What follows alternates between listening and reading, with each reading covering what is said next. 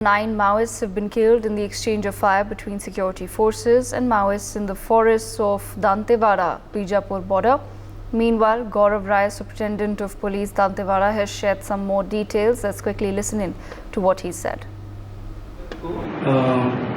बीजापुर दंतेवाड़ा सीमावर्ती इलाके एंट्री कुरंगेल लावा जो थाना किरंदुल अंतर्गत आता है। यहाँ पर पश्चिम बस्तर डिवीजन, दरबार डिवीजन एवं पीएलजी कंपनी नंबर 2 की नक्सलियों की उपस्थिति की सूचना पर दंतेवाड़ा से डीआरजी बस्तर पेट्रोल की टीम एवं सीआरपीएफ 111 230 यंग प्लाटून की टीम जॉइंट ऑपरेशन में लॉन्च हुई थी। और आज मॉर्निंग 3 सितंबर को टीम ने जब घेराबंदी किया तो नक्सलियों द्वारा फायरिंग किया गया। उसके पश्चात जवाबी कार्रवाई की गई। मुठभेड़ पश्चात 9 नक्सलियों का वर्दीधारी नक्सलियों का शव बरामद हुआ। साथ ही में हथियार, ऑटोमेटिक वेपन्स जैसे SLR 303 ऑटोमेटिक वेपन्स, इसके अलावा 315 12 बोर अन्य वेपन और भारी मात्रा में गोला बारूद और उनके दैनिक उपयोगी सामान भी बरामद किए गए हैं। इस ऑपरेशन में सभी जवान सुरक्षित हैं और अभी सर्च अभियान जारी है। आगे की जानकारी की तरफ से दी जाएगी। My colleague Deepak Vishwakarma with us on the broadcast. Deepak, take our viewers through the details of this latest operation that has taken place. 9 Maoists have been killed. Some exchange of fire has also been reported between security forces and the Maoists. Take us through the details. What exactly happened?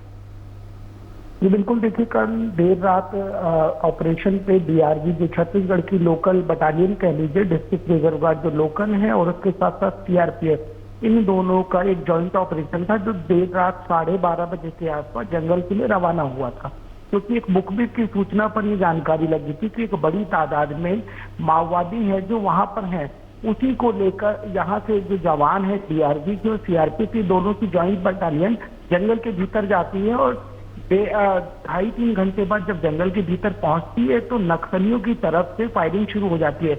वही firing जो देर रात शुरू हुई थी वो सुबह 12:30 बजे दोपहर का समय, आज कम से कम 10 से 12 घंटे वो फायरिंग चलती है, जिसमें जानकारी ये निकल के आई है कि 9 माओवादी जो है वर्दीधारी उनको मार गिराया गया और बहुत सारी जो तादाद है उसमें एम्यूनिशन भी बरामद हुआ है, जिसमें 312 बोल की राइफल है, AK-47 है, रॉकेट लॉन्चर है और कुछ आईडी ब्लास्ट के साथ साथ बहुत सारा नक्सल साहित्य है वो भी बरामद हुआ है। फिलहाल सर्चिंग की जा रही है। जानकारी ये भी निकल के आ रही है कि जब जो पार्टी है जो अंदर जंगल के भीतर गई थी वो जब वापस लौटेगी उसके बाद ये तादाद और भी ज्यादा बढ़ सकती है। 9 से ज्यादा ये तादाद है बढ़ सकती है।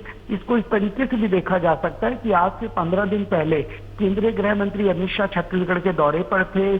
3 दिन के यहाँ के प्रवास पर थे और छत्तीसगढ़ से लगने वाली 7 राज्यों की जो सीमा है, चाहे वो महाराष्ट्र हो, उड़ीसा हो, मध्य प्रदेश हो, छत्तीसगढ़ हो, झारखंड हो, इन सब के चीफ सेक्रेटरी, इन सब के डीजीपी और उसके साथ साथ जो इंटेलिजेंस है, इन सब के साथ 1-to-1 चर्चा की गई और 1-to-1 चर्चा के साथ साथ इंडिविजुअल बैठक और जॉइंट बैठक भी की गई और जिसमें निर्णय लिया गया।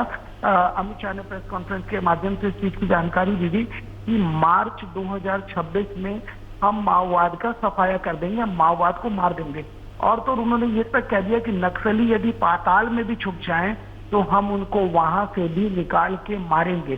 तो एक बात साफ हो गई है कि जिस तरीके से लगातार ऑपरेशन चलाए जा रहे हैं और इतनी बड़ी सफलता मिलना, ये अपने आप में इस और इशारा कर रहा है कि अब नक्सलियों से बातचीत तो है, ठीक है, अगर आप सरेंडर करेंगे तो ठीक है, यदि आप सरेंडर नहीं करेंगे तो आपको खदेड़ के मारा जाएगा। क्योंकि उनसे ये भी सवाल पूछा गया था कि क्या मान लेना चाहिए कि नक्सली बातचीत का रास्ता खुला है, तो उन्होंने एक लाइन में कह दिया जो उनकी भाषा शैली है कि AK-47 लेकर कौन बातचीत करता है। यदि वो AK-47 लेके घूम रहे हैं तो उनका उद्देश्य सिर्फ मारना है और यदि निर्दोषों को मारा जाएगा, जो बेगुनाह है उनको मारा जाएगा, तो ये बर्दाश्त नहीं किया जाएगा। तो एक बात साफ हो गई है कि अमित शाह की वो मीटिंग और उसके बाद इस तरीके से लगातार ऑपरेशन चला दो। सबसे महत्वपूर्ण बात यह है कि इस पूरे ऑपरेशन में हमारे जवानों को किसी प्रकार का कोई नुकसान नहीं हुआ है। सभी जवान, जो जानकारी जंगल के भीतर से निकल के आई है, सभी जवान सकुशल हैं, सभी जवान सही हैं, किसी प्रकार की कोई इंजरी नहीं हुई है।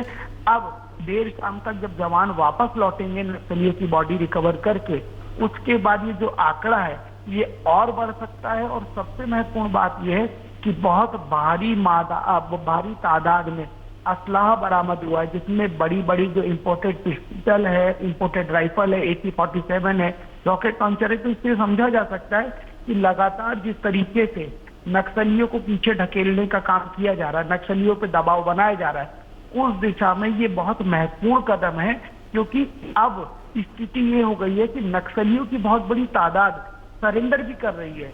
तो ये नक्सली भी समझ चुके हैं कि यदि हम नहीं मानेंगे तो हमको खदेड़ कर मारा जाएगा। और सबसे महत्वपूर्ण बात यह है, अभी की स्थिति में ये होता था क्योंकि छत्तीसगढ़ के भीतर जो नक्सली काम कर रहे हैं वो आधे से ज्यादा तेलंगाना कैडर के हैं। जब ये सवाल अमित शाह से भी पूछा गया कि यदि जो दूसरे कैडर के नक्सली यहाँ बचे हैं, क्योंकि सबसे ज्यादा जो नक्सली छत्तीसगढ़ में काम कर रहे हैं या इस पूरी मुहिम में काम कर रहे हैं, ये तेलंगाना कैडर के हैं। तो अब स्थिति ये है कि ज्वाइंट ऑपरेशन, 2-2, 3-3 राज्यों का ज्वाइंट ऑपरेशन चलाने की भी चर्चा की गई है, उसके ऊपर भी बात हुई है। तो अब ये मान लेना चाहिए, यदि मध्य प्रदेश में या छत्तीसगढ़ में कोई घटना होती है। For more such videos, subscribe to the NewsX YouTube channel, hit the bell icon.